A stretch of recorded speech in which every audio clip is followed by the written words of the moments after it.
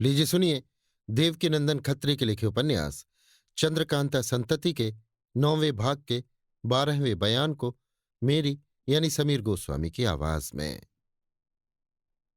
शाम होने में कुछ भी विलंब नहीं है। सूर्य भगवान अस्त हो गए। केवल उनकी लालिमा आसमान के पश्चिम की तरफ दिखाई दे रही है। दारोगा वाले बंगले में रहने वालों के लिए यह अच्छा समय है, परंतु आज उस बंगले में जितने आदमी दिखाई दे रहे हैं वे सब इस योग्य नहीं हैं कि बेफिक्री के साथ इधर उधर घूमें और इस अनूठे समय का आनंद लें। यद्यपि राजा गोपाल सिंह कमलनी और लाड़ली की तरफ से माया रानी निश्चिंत हो गई, बल्कि उनके साथ ही साथ दो अय्यारों को भी उसने गिरफ्तार कर लिया है, मगर अभी तक उसका जी ठिकाने नहीं हुआ। वो नहर के किनारे बैठी हुई बाबा जी से बातें कर रही है और इस फिक्र में है कि कोई ऐसी तरकीब निकल आवे कि जमानिया की गद्दी पर बैठकर उसी शान के साथ हुकूमत करे जैसा कि आज के कुछ दिन पहले कर रही थी। उसके पास केवल नागर बैठी हुई दोनों की बातें सुन रही है। माया रानी, जिस दिन से आपको बीरेंद्र सिंह ने गिरफ्तार कर लिया, उसी दिन से मेरी किस्मत ने ऐसा पलटा खाया कि जिसका कोई हद हिसाब नहीं। मानो मेरे लिए जमाना ही और हो गया। एक दिन भी सुख के साथ सोना नसीब ना हुआ।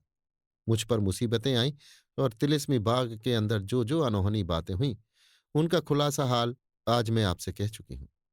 इस समय यद्यपि राजा गोपाल सिंह कमलनी और लाड़ली की तरफ से निश्चिंत हूं, मगर फिर भी अपनी अमलदारी में या तिलिस्मी बाग के अंदर जाकर रहने का हौसला नहीं पड़ता, क्योंकि तिलिस्मी बाग के अंदर दोनों नकाबपोशों के आने और धनपत का भेद खुल जाने से हमारे सिपाहियों की हालत बिल्कुल ही बदल गई है और मुझे उनके हाथों से दुख भोगने के सिवाय और किसी तरह की उम्मीद नहीं है।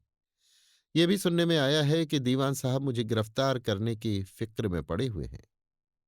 बाबा, दीवान जो कुछ कर रहा है उससे मालूम होता है कि या तो उसे राजा गोपाल सिंह का असल असल हाल मालूम हो गया है और वो उन्हें फिर जमानिया की गद्दी पर बैठाना चाहता है, या वो स्वयं राजा साहब के बारे में धोखा खा रहा है और चाहता है कि तुम्हें गिरफ्तार कर राजा बीरेंद्र सिंह के हवाले करे और उनकी मेहरबानी के भरोसे पर स्वयं जमानिया का राजा बन बैठे। तुम कह चुकी हो कि राजा बीरेंद्र सिंह की 20,000 फौज मुकाबले में आ चुकी है, जिसका अफसर नाहर सिंह है। अब सोचना चाहिए कि नाहर सिंह के मुकाबले में आ जाने पर भी चुपचाप बैठे रहना बेसबब नहीं है। और माया रानी, शायद इसका सबब यह हो कि दीवान ने मुझको गिरफ्तार करके बीरेंद्र सिंह के हवाले कर देने की शर्त पर उनसे सुलह कर ली हो। बाबा, ताज्जुब नहीं, ऐसा ही हो, मगर घबराओ नहीं। मैं दीवान के पास जाऊंगा और देखूंगा कि वो किस ढंग पर चलने का इरादा करता है। अगर बदमाशी करने पर उतारू है तो मैं उसे ठीक करूंगा। हाँ, ये तो बताओ कि दीवान को तुम्हारी तिलिस्मी बातों या तिलिस्मी कारखाने का भेद तो किसी ने नहीं दिया? माया रानी, जहां तक मैं समझती हूं उसे तिलिस्मी कारखाने में कुछ दखल नहीं है, मगर इस बात को मैं जोर देकर नहीं कह सकती, क्योंकि वे दोनों नकाबपोश हमारे तिलिस्मी बाग के भेदों से बखूबी वाकिफ हैं, जिनका हाल मैं आपसे कह चुकी हूं। बल्कि ऐसा कहना चाहिए कि बनिस्बत मेरे वे ज्यादा जानकार हैं, क्योंकि अगर ऐसा न होता तो वे मेरी उन तरकीबों को रद्द न कर सकते जो उनके फंसाने के लिए की गई थी। ताज्जुब नहीं कि उन दोनों ने दीवान से मिलकर तिलिस्म का कुछ हाल भी उससे कहा हो। बाबा, खैर कोई हर्ज नहीं, देखा जाएगा। मैं कल जरूर वहां जाऊंगा और दीवान से मिलूंगा। माया रानी, नहीं, बल्कि आप आज ही जाइए और जहां तक जल्दी हो सके कुछ बंदोबस्त कीजिए, क्योंकि अगर दीवान के भेजे हुए 150 आदमी मुझे ढूंढते हुए यहां आ जाएंगे तो सख्त मुश्किल होगी। यद्यपि ये तिलिस्मी खंजर मुझे मिल गया है और तिलिस्मी गोली से भी मैं सैकड़ों की जान ले सकती हूं, मगर उस समय मेरे की ये कुछ भी ना होगा जब किसी ऐसे से मुकाबला हो जाए जिसके पास कमलिनी का दिया हुआ इसी प्रकार का खंजर मौजूद होगा। बाबा, तथापि इस बंगले में आकर तुम्हें कोई सता नहीं सकता। माया रानी, ठीक है, मगर मैं कब तक इसके अंदर छिपकर बैठी रहूंगी? आखिर भूख प्यास भी तो कोई चीज है। बाबा, मगर ऐसा होना बहुत मुश्किल है। माया रानी, तो हर्ज ही क्या है अगर आप इसी समय दीवान के पास जाएं? मैं खूब जानती हूं कि वो आपकी सूरत देखते ही डर जाएगा। बाबा, क्या तुम्हारी यही मर्जी है कि मैं इसी समय जाऊं? माया रानी, हाँ जाइए और अवश्य जाइए। बाबा, अच्छा, यही सही, मैं जाता हूं। बाबा जी उसी समय उठ खड़े हुए और जमानिया की तरफ रवाना हो गए। माया रानी तब तक बराबर देखती रही जब तक कि वे पेड़ों की आड़ में होकर नजरों से गायब न हो गए। इसके बाद हंसकर नागर की तरफ देखा और कहा, तुम समझती हो कि बाबा जी को मैंने जिद करके इसी समय यहां से क्यों धता बताई?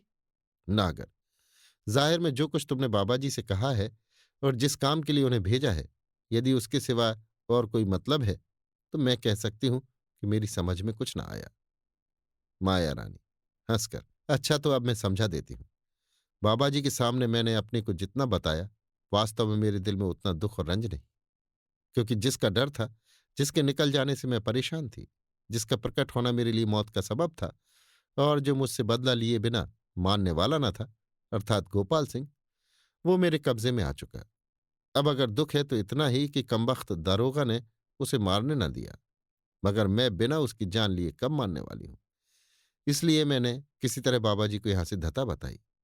नागर, तो क्या तुम्हारा मतलब ये था कि बाबा जी यहां से विदा हो जाए तो अपने कैदियों को मार डालो? माया रानी, बेशक, इसी मतलब से मैंने बाबा जी को यहां से निकाल बाहर किया, क्योंकि अगर वो रहता तो कैदियों को मारने न देता, और उसमें जो कुछ करामात है सो तुम देख ही चुकी हो। अगर ऐसा न होता तो मैं सुरंग ही में उन सभी को मारकर निश्चिंत हो जाती। नागर, मगर बाबा जी ने उस कोठरी की ताली तो तुम्हें दी नहीं जिसमें कैदियों को रखा है। माया रानी, ठीक है, बाबा जी एक बात में चालाकी कर गए।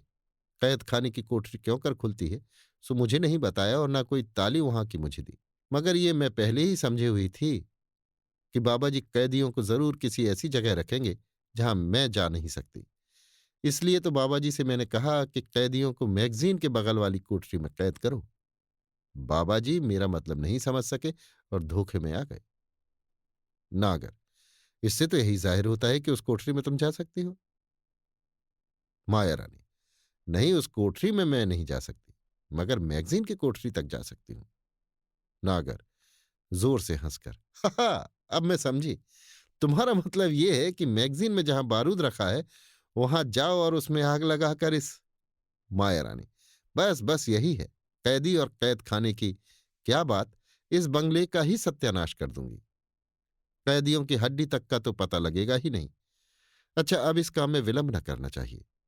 उठो और मेरे साथ चलकर उस कोठरी में अर्थात मैगजीन में कोई ऐसी चीज रखो जो उस वक्त बारूद में आग लगावे जब हम लोग यहां से निकलकर कुछ दूर चली जाएं। नागर, ऐसा ही होगा, ये कोई मुश्किल बात नहीं है। अभी आप सुन रहे थे देवकीनंदन खत्री के लिखे उपन्यास चंद्रकांता संतति के 9वें भाग के 12वें बयान को मेरी यानी समीर गोस्वामी की आवाज में।